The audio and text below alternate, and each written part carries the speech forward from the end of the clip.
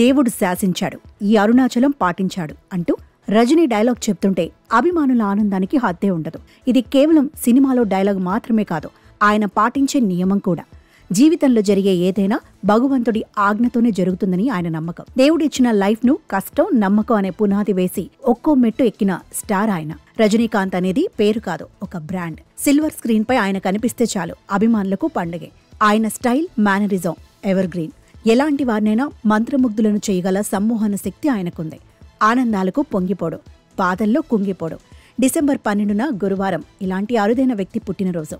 ఈ సందర్భంగా ఎందరికో స్ఫూర్తిగా నిలిచిన తన సినీ కెరియర్తో పాటు తెలుగు హీరోలతో తను తీసిన సినిమాలను ఒకసారి గుర్తు చేసుకుందాం.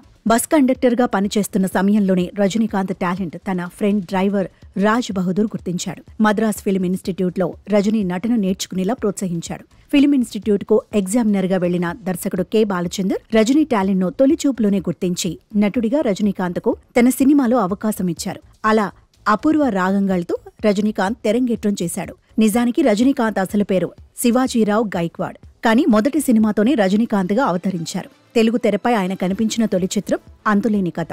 అప్పటి నుంచే రజనీకి టాలీవుడ్కి మధ్య విడదీయరాని అనుబంధం ఏర్పడింది. ఆయన నటించిన చాలా సినిమాలు తెలుగులో అనువాదమై సంచలనాలు సృష్టించారు. తెలుగు హీరోలతోనూ ఆయన కలిసి నటించారు. విశ్వవిఖ్యాత నట సార్వభౌమ నందమూరి రామారావుతో టైగర్, సూపర్ స్టార్ కృష్ణతో అన్నదమ్ముల సవార్, ఇద్దరు అసాధ్యులే, రామ్ రాబర్ట్ రహీం, మరోవైపు శోభన్ బాబుతో జీవన పోరాటం సినిమాలు చేశారు. ఇక టాలీవుడ్ మెగాస్టార్ చిరంజీవితో కాళీ సినిమా, కలెక్షన్ కింగ్ మోహన్ బాబుతో పెదరాయుడు లాంటి ఎవర్ గ్రీన్ మూవీ చేశారు. ఇకపోతే లోకనాయకుడు కమల్ హాసన్తో కూడా వయసు పిలిచింది.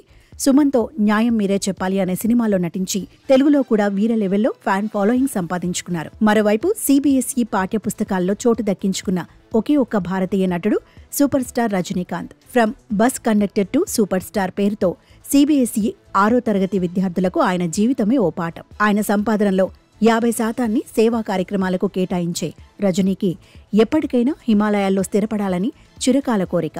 160 చిత్రాల్లో నటించిన రజనీ పద్మభూషణ్, పద్మవిభూషణ్, దాదా ఫాల్కే అవార్డులు అందుకున్నారు. ఏదేమైనా సూపర్ స్టార్ రజనీకాంత్ జీవితం ఎంతో మంది అప్కమింగ్ హీరోలకు ఆదర్శంగా నిలుస్తోంది.